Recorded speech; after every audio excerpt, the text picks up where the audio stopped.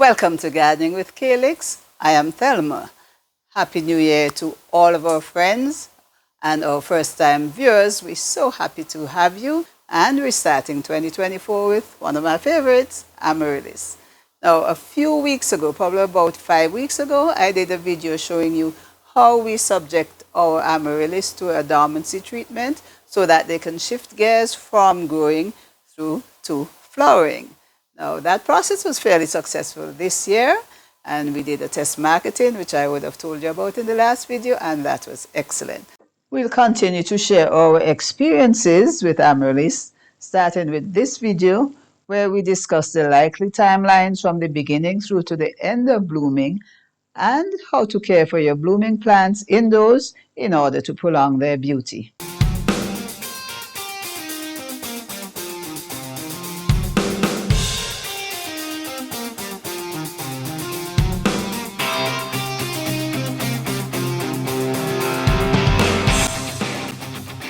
The period between the darkroom and the eventual blooming starts, of course, with the newly potted bulb.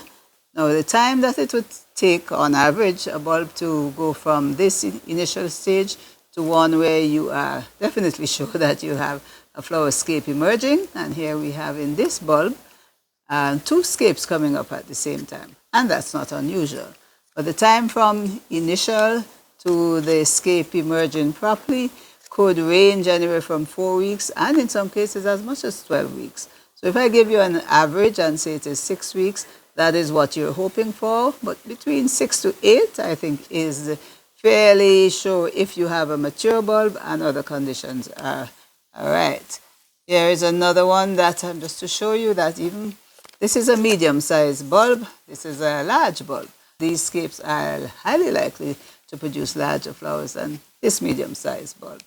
And the period of time going from an early stage of emergence, this could take you anywhere between 1 and 2 weeks. This third plant, the elongation of the scape has started, and really the flowers will emerge when the scapes have gotten to their maximum height.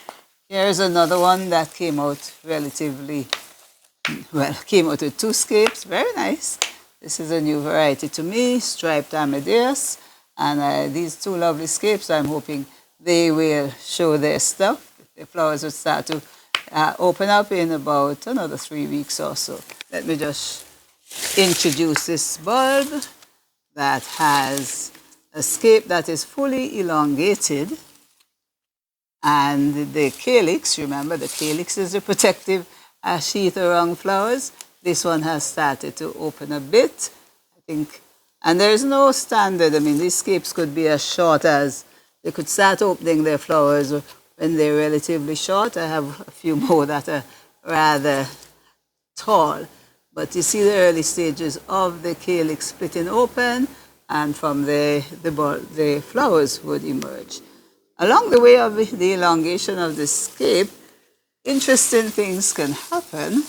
In the last set that we put in the darkroom, I had a few examples of the scapes coming out at an odd angle. This would be considered a deformed scape. Actually, I find them rather cute. They could serve as that unique, one-of-a-kind display that encourages conversation. The main takeaway from this section is that there is no hard and fast rule for the time it takes a bulb to bloom after it is removed from the darkroom. In my experience, this period may be as short as 4 weeks to as long as 16 weeks. And here I'm showing you a collection of plants that were all taken out of the darkroom at the same time. And you can see that they are in varying stages of bloom. Which brings us to the question of when is the best stage to purchase and display a blooming amaryllis? While amaryllises are most spectacular in full bloom, I think it's best to place them on display at a much earlier stage. The period of time between the opening of the first flower on a scape to the wilting of the last flower varies quite a lot. each flower remains open for about 4 days. So, for a variety that produces 4 blooms per scape, the display may last between 8 to 12 days. And for a variety that produces more than 4 blooms, such as the Fantastica you're looking at, the display will last much longer, sometimes up to 3 weeks. And that is why starting your display at or before the first bloom opening up means that you get to enjoy the entire period of blooming. And here are 5 care tips that will help your blooming amaryllis plants to produce at their best indoors. First, place your amaryllis in an area that gets bright but indirect sunlight. Water sparingly once a week. Turn the pot every 3 to 4 days to prevent the stalk from bending towards the source of light.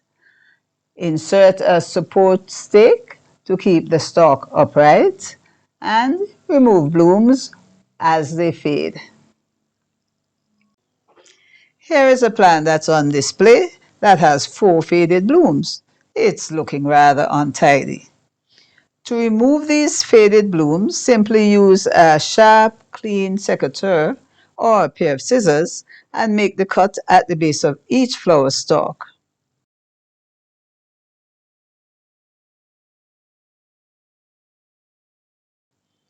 The remaining 3 flowers still make a good display, doesn't it? Last stage of the blooming process. And what do we have here? 3 plants again as examples. The flowering scape I just this morning cut off all of the spent blooms as well as any flower pods that were there. So this one is a freshly, you can see it's a very firm scape. It hasn't started drying. And what will happen shortly is that this scape will start to shrivel. I have this other one which is so tall. This is like a 3-foot length scape. I'm not kidding you. If you can see, this is at least 3 feet all the way to the top. And just to show you that the pollination was successful in one of the flowers. This is a seed pod. These are aborted seed pods, or ovaries actually. No seeds will be formed here. So just to show you, that's the process of reproduction, sexual reproduction in the amaryllis. So the third plant, this is what happens after the flower stalk is fully dried down. And we recommend that you do not cut these flower stalks when they are nice and firm, because there is more water and nutrients in the scape that the bulb can benefit from. And apart from that, especially if it's growing outdoors, water can enter the hollow stem and do damage to your bulbs. In other words, can rot the bulbs. So it is always better. It may be a little untidy looking, but put it in an area that's not on full display and it would not bother you. And I selected this one also because, so it's given me a bloom. That was about 3 or 4 weeks ago, and already the second scape is emerging. So keep an eye on any of your bulbs. After the first scape, don't give up. Most of them will give you a second or a third, or sometimes even a 4th bloom, which is really what you want. So last stage, keep an eye on your bulbs. It may surprise you by giving you a bonus bloom in the end. So there you have it. The entire process is very variable. Ideally, we would all wish our amaryllis to stay blooming as long as possible, but it has its own purpose, and its purpose is to continue its life cycle. So we just have to go with the flow and enjoy it while we can. So that's quite a bit to share with you on the flowering, the sexual reproduction of amaryllis. We hope you enjoy the content and are much more confident now to be able to appreciate whatever variabilities that the plant throws up at you, irrespective of whether you get 3 flowers that last 5 days or 7 or 8 flowers that last 3 weeks. Every flower is a gift, and certainly it tends to reward the effort. So give it the environment that it needs, and it is likely to reward you with multiple escapes. So until the next video, when I share another aspect of the joys of growing amaryllis in the tropics, I hope you enjoyed this content, and if you did, give us a thumbs up, share it with your friends, and don't forget, if you haven't subscribed as yet, to please, we ask you to subscribe to our channel, because that gives us a sense that you're willing to come back over and over for the content that we're sharing. So until the next video, you take care, and bye-bye.